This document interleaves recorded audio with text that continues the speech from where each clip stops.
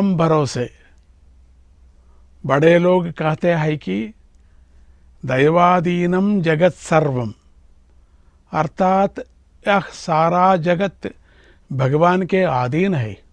यदाज्ञया व्योमनि रविप्रभाति, यदाज्ञया अग्निर्दहति प्रकामम, यदाज्ञया वाति सदा गतिश्च तमेकदेवं शरणं व्रजामः। अर्थात आकाश में सूर्य प्रकाशित हो रहे हैं, अग्नि प्रज्वलित हो रही हैं, वायु प्रसरित हो रहा है, उसी एक भगवान के आदेशानुसार यह सब हो रहा है। स्वामी जी के आश्रम के विश्व प्रार्थना मंदिर में प्रतिदिन की जाने वाली प्रार्थना का यह एक श्लोक है। यह किसी एक के मन की भावना नहीं है, विश्व में परिव्याप्त समस्त जीव राशियों के मन की भावना है। अनंत दैव शक्ति अणु अणु में परिव्याप्त होकर विश्व के प्रतिष्ठापन का मूलभूत कारण बनती है। एक जमाने में दैवाधीन और राजाधीन नामक दो भिखारी थे। दैवाधीन का पूरा पूरा विश्वास भगवान पर था। कोई उसे भीख दे तो कहता था कि भगवान तुम्हारा भला करे, भला करे, भला करे। तुम हो या मैं, दोनों भी दैव के अधीन है। ज्यादातर लोग उसे भीख नहीं देते थे, लेकिन दूसरा भिखारी राजा की और भीख देने वाले की बड़ी प्रशंसा करता था। उसका नाम ही राजाधीन था। दिन भर में उसकी अच्छी कमाई हो जाती थी। एक बार दोनों भिखारी एक जगह मिले। राजाधीन ने कहा, अरे दैवाधीन, अपनी प्रवृत्ति पद्धति को थोड़ा बदलो। तुम बार बार दैव दैव कहते रहते हो, यह ठीक नहीं है।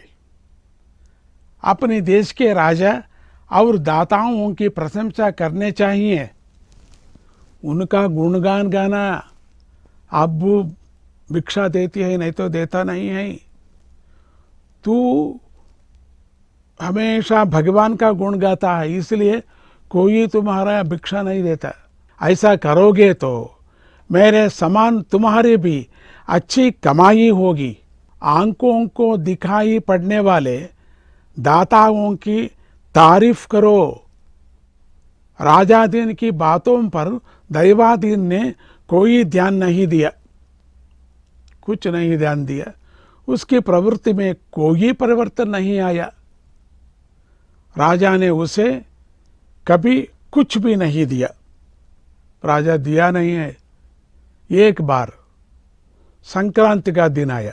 राजा ने सोचा, रोज मेरी तारीफ करने वाले राजाधीन को धनवान बना देना चाहिए। उसने एक बड़ा कद्दू मंगाया।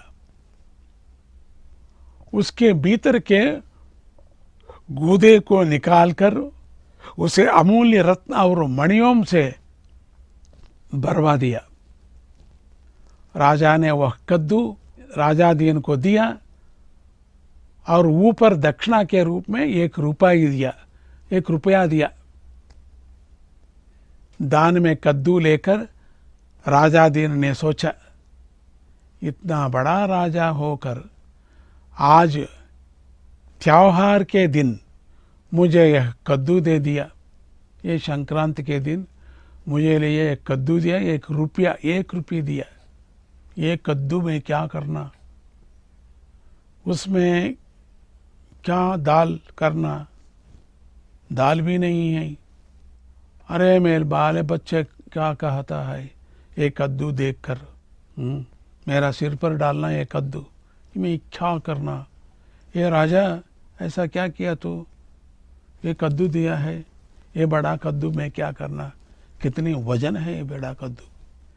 यह भी कोई दान होता है, यह भी दान होता है, क्या करना। निराशा से एक कंजूस साहूकार के पास जाकर राजा दीन ने उस कद्दू को 1 रुपये में साहूकार को बेच दिया। अच्छा साहूकार, ये कद्दू आप ले, 1 रुपया दो, बस मैं क्या करना ये कद्दू से। साहूकार कंजूस, बहुत कंजूस है। ये कद्दू देकर बहुत पसंद आया। ये मार्केट में कद्दू 10 रुपये होता है, 1 रुपया का मिला है, दे ले ले ले लिया। आज संक्रांति है, दान देने का बहुत अच्छा हो गया है, आज में मैं दान देना है, कद्दू दाने का बहुत अच्छा है, कद्दू दान का। साहूकार ने उसे दैवाधीन को दान में दे दिया।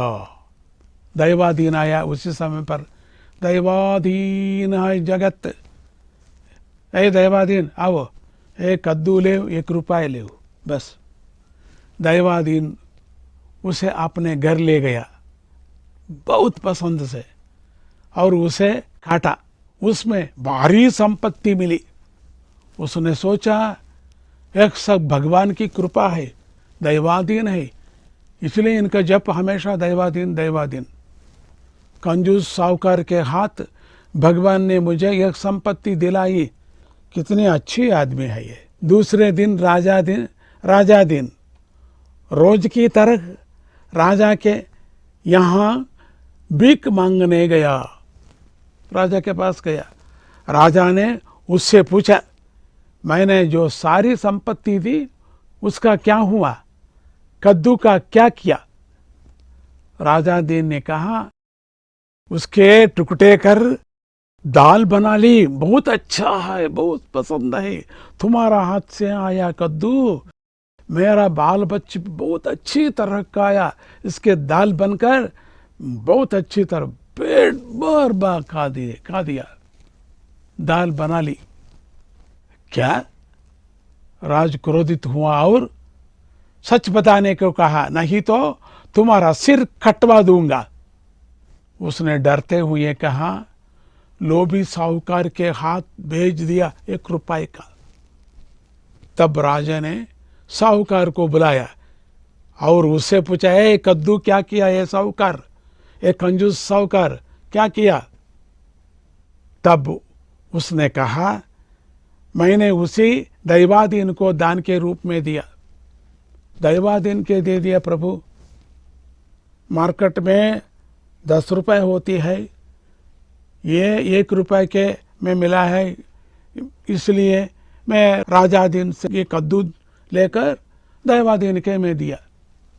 राजा ने दैवाधीन को बुलाकर पूछा, है बुलाओ। उसने कहा, मुझे साहूकार ने कद्दू दे दिया, ये साहूकार कितनी अच्छा है। राजा देखो, भगवान ने मुझे इतनी भारी संपत्ति दे दी है, इनके बारे में। यह जवाब सुनकर राजा आश्चर्यचकित रह गया। हाँ, ये संपत्ति डाला है, ये राजा है। हाँ, कंजूस का नाम आ गया। क्या? भगवान पर विश्वास रखे तो संपत्ति और ज्ञान दोनों प्राप्त होती है। अच्छा है ये कथा, संक्रांति कथा है। आंध्रा लोगों के बहुत अच्छा है ये कथा, सुनकर बहुत हंसता है आंध्रा लोग और दक्षिण लोग संक्रांति पर कद्दू दान लेने का एक पद्धति है।